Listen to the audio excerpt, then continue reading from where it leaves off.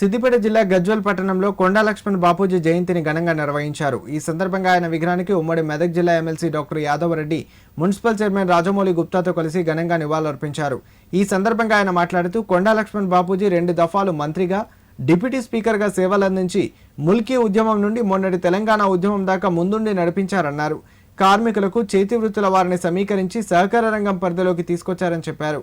బీసీల స్థితిగతులను అధ్యయనం చేయడం కోసం కేంద్ర ప్రభుత్వం నియమించిన కాలార్కర్ కమిటీ మండల కమిషన్లకు జనాభా తమాషా ప్రకారం రిజర్వేషన్లతో పాటు రాజాధికారంలో బీసీలకు వాటా దక్కేలా పోరాటం చేశారన్నారు.